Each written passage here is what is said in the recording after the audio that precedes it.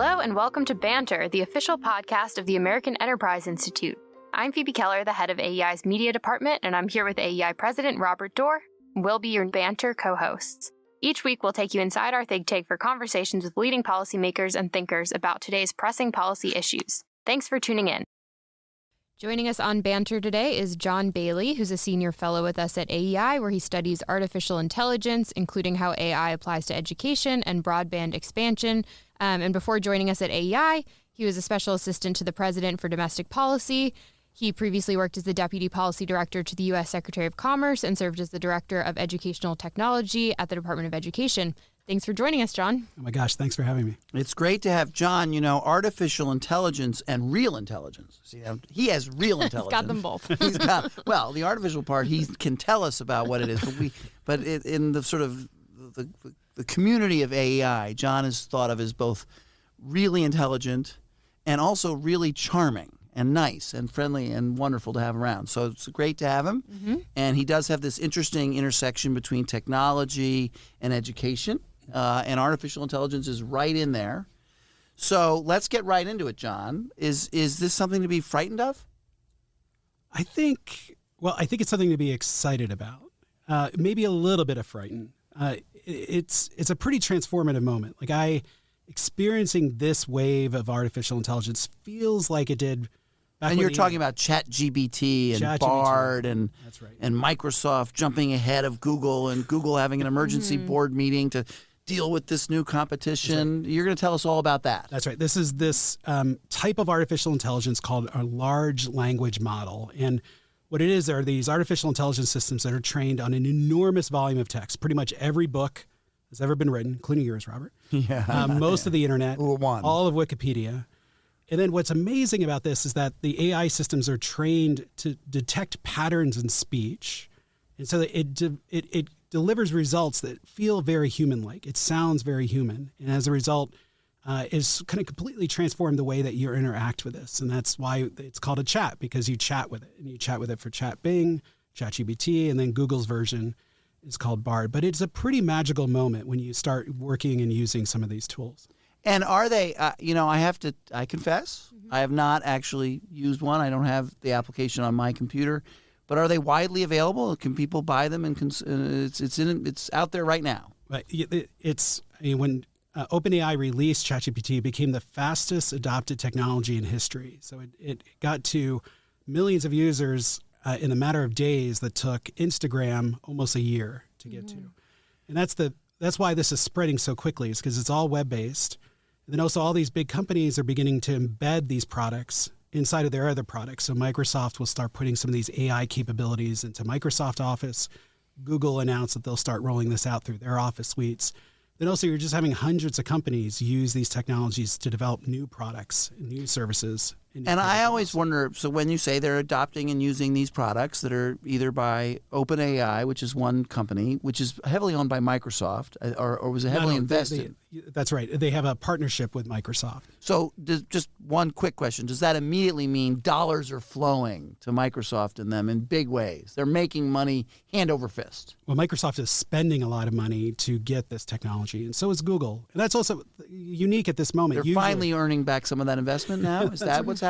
Well, I think what's happening is that usually you have disruptive technology comes from a startup. It's a startup taking on a really big competitor. And in this case, you have the really big companies, the incumbents, actually launching and scaling this technology very quickly. And it's Google, it's Microsoft, it's also Meta. Meta and Facebook are also deploying their own AI tools too that we'll start seeing out in the real world here pretty soon. So are you telling me that there are 3 competitors for the consumer's dollar? Oh, there's numerous competitors. There's smaller companies. And also the way to think about this is a lot of these are AI systems that power other different types of tools. So the same way that you would use a technology that is through the web, but it's powered by a whole bunch of different technologies on the back end. That's what I think a lot of us will start experiencing AI when you're actually using a company's website, but then it's powered by ChatGPT or it's powered by Google Bard or one of these other technologies. So the simple where I am in this is that, and tell me if I've got this wrong, is that if I'm a huge consumer of Google, I love Google. I go to Google search all the time. I love the search engine. I put in a question, it gives me a variety of answers. I pick the answer I want, and I follow up with that. What I hear about this is that it doesn't give you options. It just tells you the answer. Is that true? Do I have that right in my mind? Well, it depends on how you use it. I like to think of this as a metaphor that Google and search engines are a little bit like a librarian. You go to it with a question and it points you to where a group of resources where the answer might be found. The way to sort of think about, I think, some of these large language models like ChatGPT, it's almost like having a research assistant in your pocket that you can ask it a question, give it a task, and it'll do an analysis and give you a good first draft. But you could also ask it to give you 5 different analysis or 5 different ideas. And that's what's sort of amazing about this is that you can generate an endless list of brainstorming ideas or different options to consider. And so I know you've been asked to test BARD, the Google version of the large language model. Can you tell us how that's been? I know we were talking about it a little bit before, but did you see anything concerning? Have any crazy stories like what's been reported? Well, I've had the privilege of being invited to be an early tester with some of these systems. So OpenAI, as well as Google BARD, and as well as a few others. And yeah, the story, it was the New York Times reporter that had this very long sort of chat back and forth with, at the time it was Bing Chat, which was powered by GPT. And the system ended up saying it fell in love with him, was trying to convince him to leave his wife. And he just talked about how unsettled he felt with that. And I've seen this with a number of other people who are very experienced working with technology. I will say, like, in the spirit, the reason these companies have released these tools right now is to test these systems and also surface where they're biased and also where there are some problems. So Microsoft very quickly fixed Bing after that experience with the New York Times reporter. What I've said, we found a couple different occasions where some of these systems will write a very positive poem or essay about President Biden, but will not do the same thing about President Trump. We gave a political ideology test from Pew Charitable Trust to the systems, and it skewed a little center left at the end when it sort of rated them. Conventional wisdom. It's conventional wisdom, also, which is what the left dominates in America. But it's also, again, to their company's credits, they're using this to fine tune it, to align it, to make it a little bit more balanced and neutral. And they don't know. They don't know until people like us test it and give them feedback, and then they recalibrate the machines on the other end.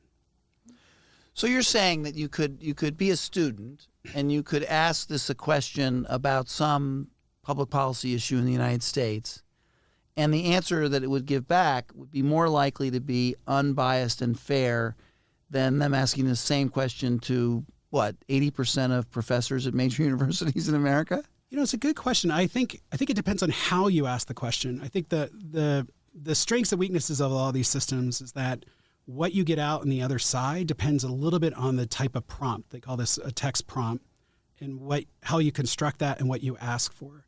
So again, the way to think about this is if you had a research assistant, you wouldn't just ask them to go and do research on poverty. You'd say, go and summarize the views of Robert Dorr from these papers and go summarize the views of this other scholar. I got it. Or help me put together where these two scholars agree. And so, again, you have to think about it as almost like a research assistant you're giving a task to.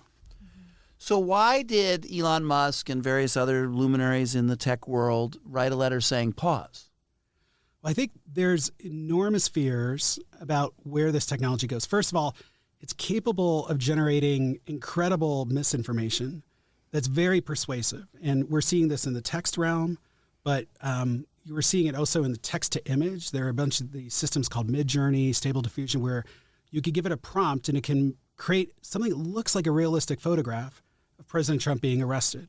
Mm-hmm. You can create all sorts of misinformation. You give text and have it generate a voice that sounds very familiar. We have an example of this. We have an example of this. And this is very unsettling, what you're about to hear. So hold on. Content warning. Yeah. The American Enterprise Institute is a very special place. So special that I asked Bruce Springsteen to write a song about it. And I'd like to quote from one of the stanzas. From the whispers of the Founding Fathers to the echoes of today, the spirit of the nation, in the words they say at the heart of the struggle, for a brighter dawn, the Institute, you're the platform where ideas are born. Whoa. Whoa. That was a system that I gave it one of the speeches you gave, Robert, and it was trained on that. It learned your voice, your patterns, your inflections. Then I had ChatGPT write a Bruce Springsteen song about AEI. It's a beautiful song, by the way. No, it's not. Gotta get the right. Then I had the system do it. And again, It also had, I should say, the awkward, sort of not particularly professional way in which I introduce a quote in a speech. Weren't sure where the quote started and the speech ended. that pattern Basically, recognition. it brought me down. But you could imagine, like, again, it's fun that we're doing that, but that could get used in all sorts of different ways to influence elections or to influence people and persuade people with different things, to have people look and say that they're doing things and saying things that they haven't really said. And I mean, that's what our country has just been going through pretty much since foreign adversaries started interfering with our election using social media. You could imagine a situation where this supercharges that. But then also, there's something mysterious about this technology. And it feels almost weird and awkward to say that. But the makers of it, even Sam Altman has said that when it produces these essays or these results, they're not entirely sure why it does that. And so there's a lot of fear that the way these technologies could get used or evolved could have a lot of negative impact on American society. But there's enormous benefits too. And so I think a lot of this is about trying to figure out how do you balance and maximize the benefits and try to minimize the harms as much as possible. Well, we always say that. But you didn't sign the pause letter, did you? Or No, or I no? did not. And is your view that we should interfere in the marketplace and slow this down? There's no right answer. I don't believe we should slow it down, because I think a slowdown actually gives all the benefit to China, that is just trying to accelerate their AI efforts. I think we do need some regulatory guardrails. I think this is, as conservatives here in D.C., we're used to CEOs coming and saying, "Government, get out of our way." Here you have 3 of the largest CEOs saying they want some regulatory guardrails to know what does ethical and responsible use of AI look like. And the problem is, I'm not sure we really have a system within the federal government that is ready for that. We don't know who should regulate it, how they should regulate it, and how to do it in such a way that it's not slowing the progress, but also making sure that it's trying to minimize some of the harms out there. And is it really audio? I mean, is it set up to be a back and forth in a spoken word, as opposed to where Google and everything is mostly typed? Well, I think the way to think about this is that it's a class of technology. So you could do text to almost anything: text to image, text to video, text to audio, or text to text. And so, again, you have a lot of different tools out there that can take your text and create something on the other side of it. It can be a picture of a cute dog, or it could be a picture of the president getting arrested when he was never arrested. No, but let's just talk about a simple application, a quick diagnosis of a health care issue.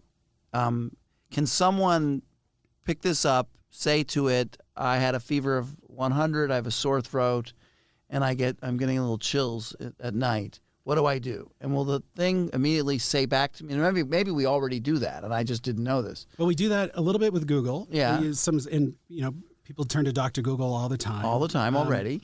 You can on these systems. They're usually they give an answer to say, "Well, I'm not a doctor. You should consult a medical professional."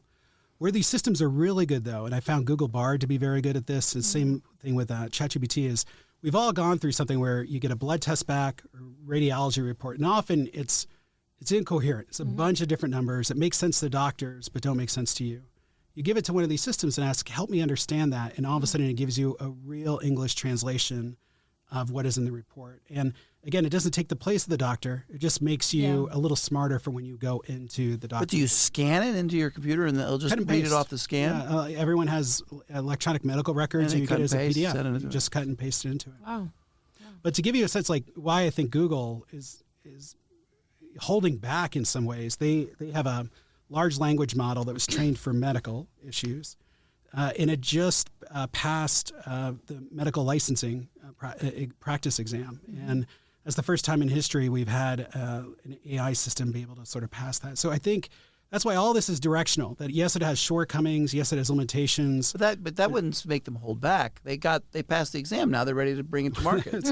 I think Google has been concerned, and I think rightfully, about how to do this in a responsible way. Because you also, these systems can sometimes make up answers that sound very plausible, but are completely made up and factually incorrect.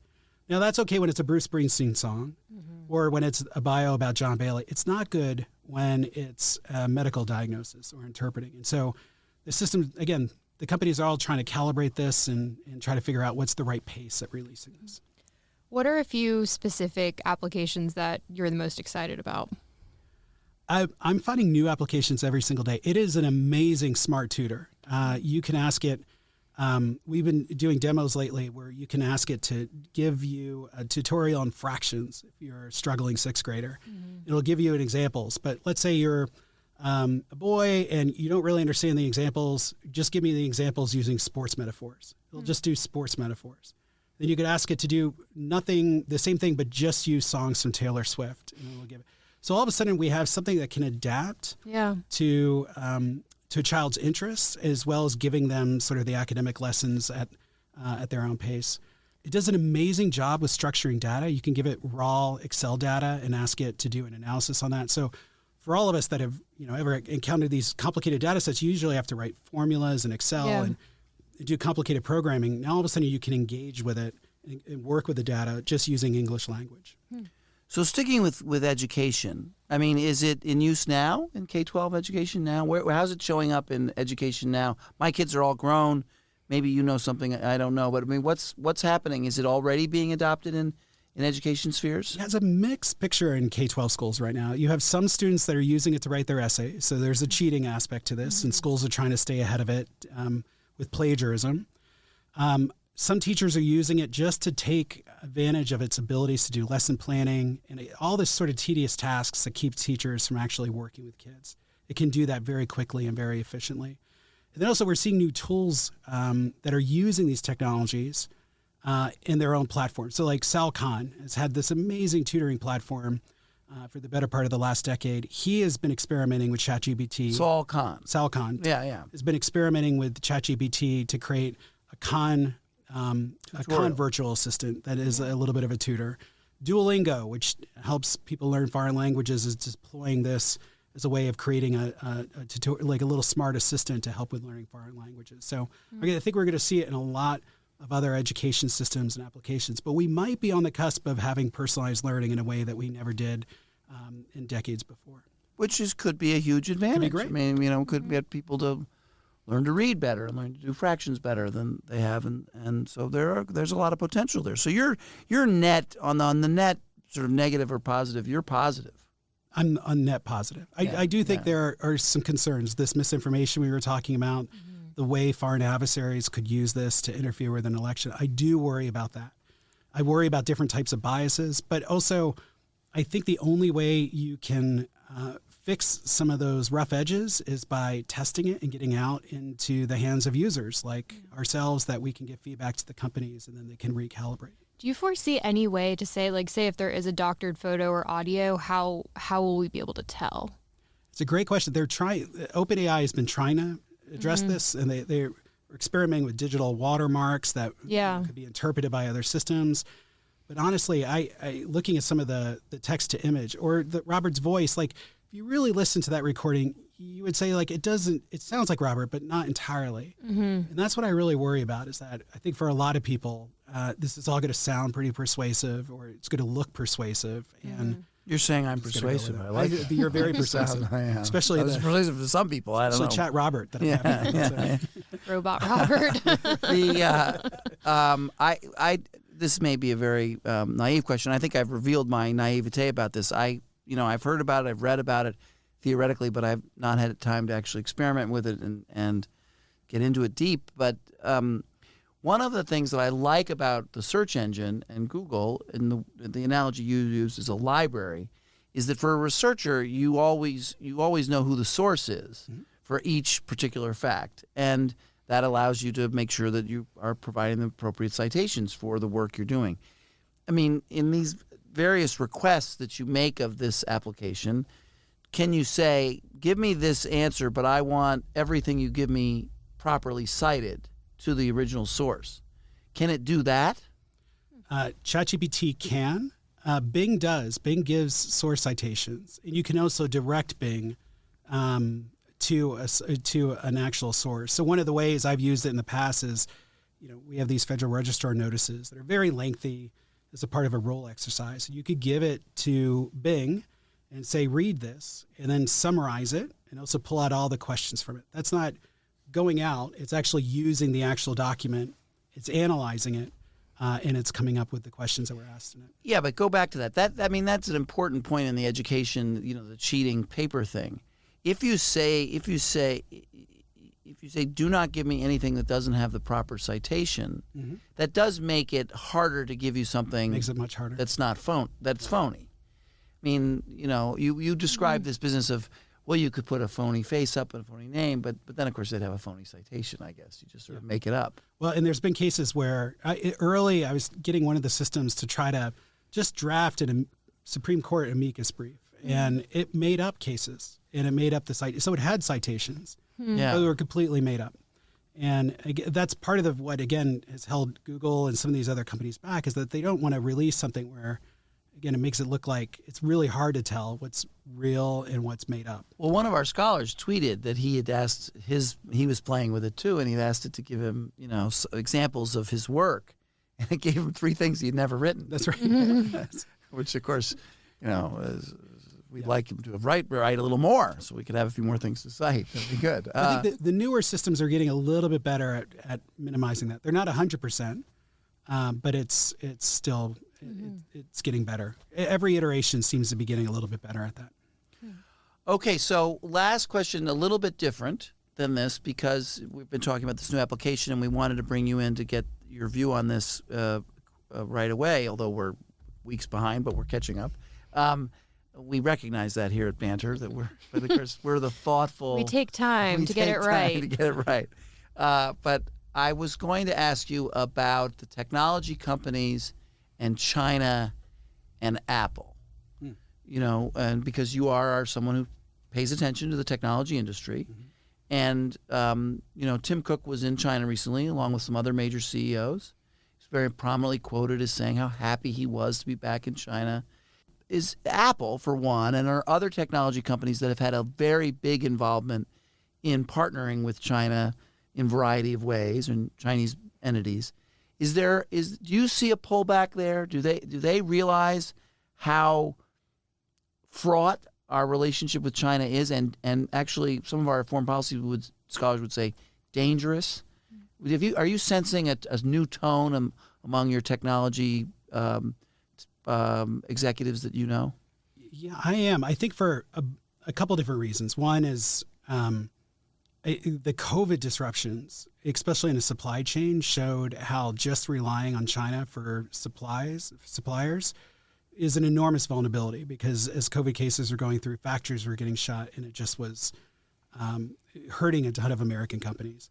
Second, I think they are understanding that the only thing that's really bipartisan in Congress right now is countering China, and they understand that they need to decouple their manufacturing base and some of their relationships there. They'll never completely leave China, because China is both where they produce so many of these goods, but also it's a customer too. But I am seeing a lot of the companies shift their manufacturing to other parts. It won't always come here to the U.S. It'll be friendshoring to other liberal democratic countries, but that's happening. Because there's a big story in the paper today about in manufacturing. There's a boom in manufacturing construction, and that has to be a result of people retrenching or reshoring, pulling back from China. And so my view is that Cook kind of goes over to give window dressing to the Chinese while he quietly executes on a subtle withdrawal. Yeah, they're moving a lot of manufacturing. And while he maintains what he's doing now in order to keep his... one more thing about artificial intelligence. When I was out in California back when the first big announcement came, an executive told me there that the energy required to produce this technology is enormous. Do you have a sense of that, of the drain the artificial intelligence requires on various, either materials or energy, or am No, I it's a wrong great- about that? Or No, do you're you- not wrong. It's a great question. The computing power This is what I meant. to both with training these systems, but also just to make them work for the millions of people that are using them is enormous. And that's different than having a data center. That's having very sophisticated, robust, powerful computing systems that are able to do and power these different types of systems. Those do have an enormous energy requirement, and that's been one of the concerns. Is that in feeding this, you're also driving up a lot of energy costs with it. Yeah, I think that's an area where, if it turns out to be a huge drain on the energy in a way that is counterproductive, that you could get some way in which government could regulate or be concerned about it, because I just wonder about that. I think that's an area for potential discussion. Yeah. Anything else? Anything else you want to say? Anything else you didn't get to say? No, just I'm just excited for the conversation. So, I do think about like ways we might be able to use this here at AI too. You think about all the text our scholars have written, and like adding one of these systems on top of it, so people can just query like what has been said about poverty over the years here at AI. And so, I think it's going to make us better as scholars. It'll make us better as an institution, and I think it's exciting. I think we're in the very early innings of this technology, so I'm excited to see what's going to be on the horizon. Don't tell the research assistants. Just so you know, listeners, just to show the power of this technology, John decided to blast an announcement for the entire building of my voice saying that AI was merging with CAP, the Center for American, and it caused a hysteria in the building. And of course, it was April Fool. completely false. I've also sent an email to the board members that I got a promotion from you. So thank you, Robert. There's Thank that too. Thank you very much, and we'll see you next time. Thanks. Thank you for listening. We hope you enjoyed the discussion today. Please remember to subscribe and rate the podcast. Feel free to send us any feedback or suggestions at banter@aei.org.